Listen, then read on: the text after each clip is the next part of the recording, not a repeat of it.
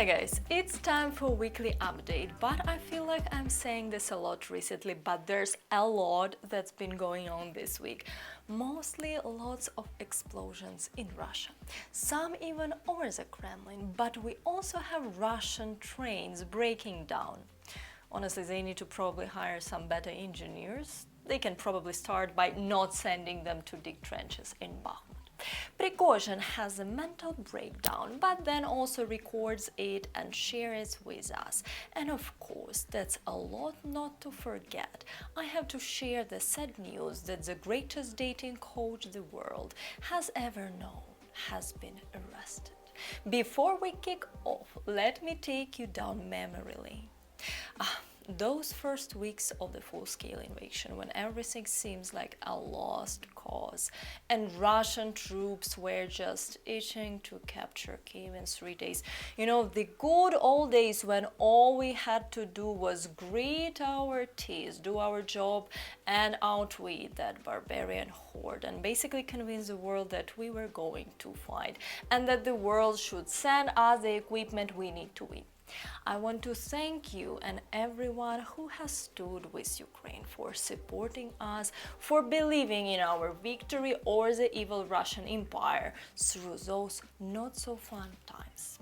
Now you might be wondering why I started like this. Well, it's simple. Today's update will be all about explosions in Russia.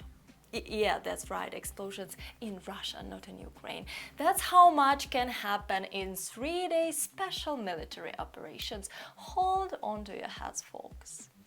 Now, unless you've been living under a rock, and though this may be possible, you are not Russian, and therefore this is unlikely, you will have heard about smoking accidents in Moscow.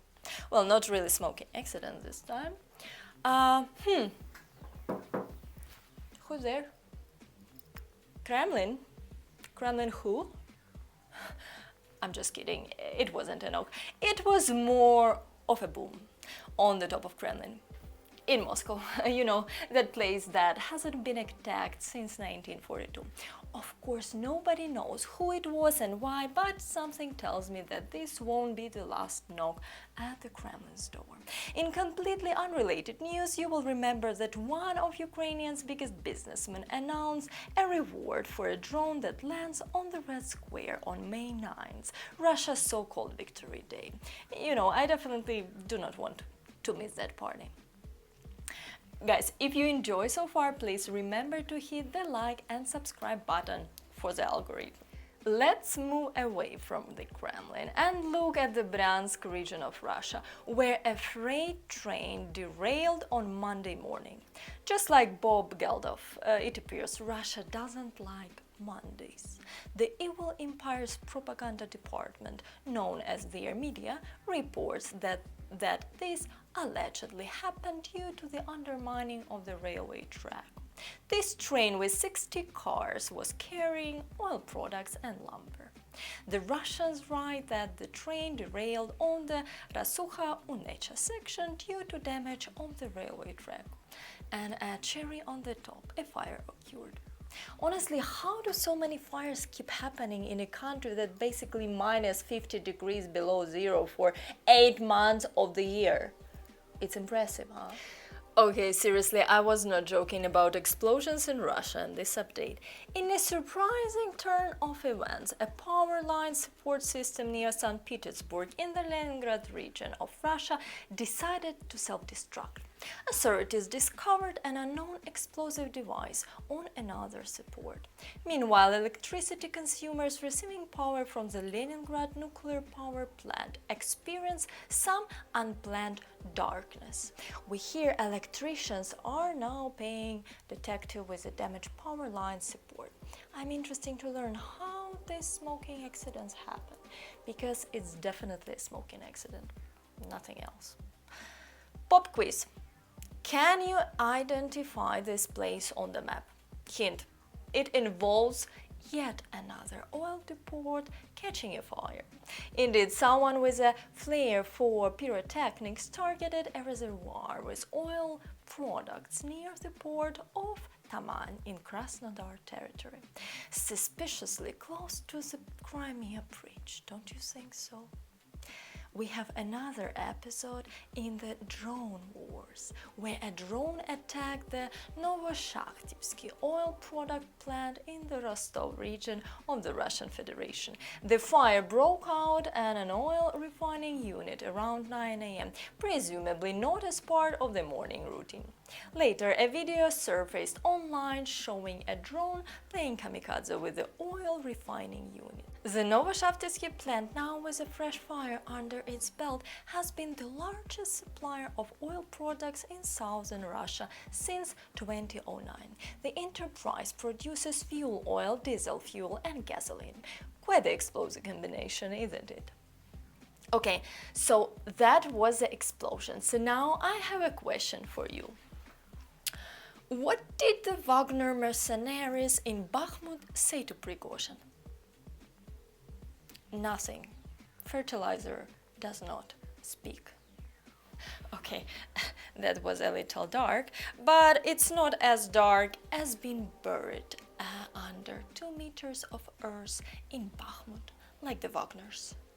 A couple of days ago, Prigozhin filmed a video with him standing in front of what he claimed are dead Wagner mercenaries, where he blames Shoigu, Gerasimov for their deaths because they didn't provide any ammunition, and he said that Wagner will retreat from Bakhmut on the 10th of May. A couple of days later, apparently Wagner started their retreat, and then completely from nowhere, Kadyrov, the Chechen warlord, said his Kadyrovцы will replace Wagner there. Look, Wagner is being demolished in Bakhmut, and they have been for a while, but there is much more to this that will come to the light. Prigozhin is many things, but stupid is not one of it.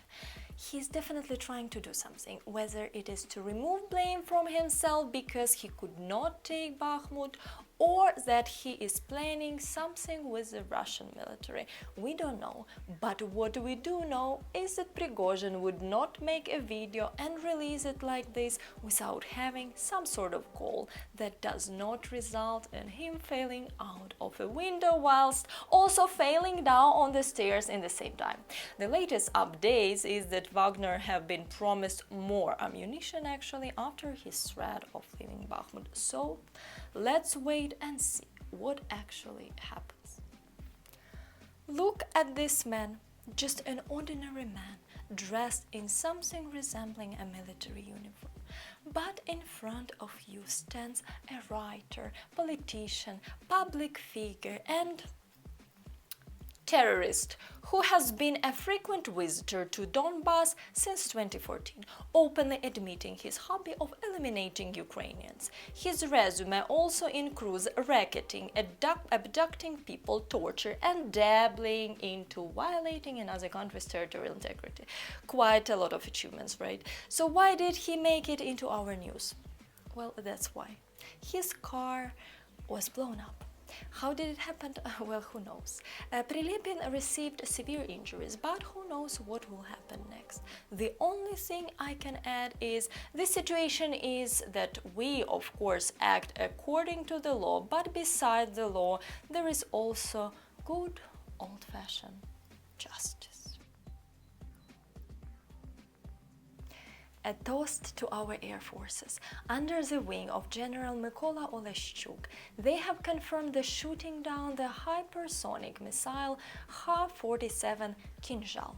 For those who are not aware, before the supply of the Patriot air defense system, Ukrainian defense forces did not have the ability to successfully shoot down missiles of this type.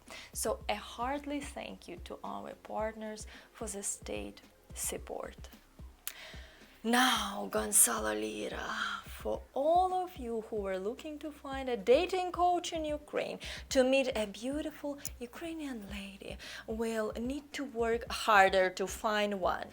The world-famous dating coach, who looks like a convicted sex offender and behaves like one, has been arrested in Ukraine. No, not because of his fantastic dating advice, but because he is in fact a Russian propagandist who has been promoting Russian lies from the very beginning of the war whilst being in Ukraine, and now he has been detained by the SBU. Gonzalo had it all. He was Ivy League educated and was so incredibly successful he had to move from his own country and move to Kharkiv to become a dating coach, and then when obviously that was working really well, decided to also become a war propagandist. Blogger. He is definitely not a failure of a human being, and his parents, who paid so much money for his education, must really think, wow, what was an excellent investment of our hard-earned money. Anyway, we will hear more about this in coming days and weeks, so stay tuned. Do you guys know anything about Gonzalo Lira? Honestly, I didn't really know who he was for a long time, but tell me what you think about him, please.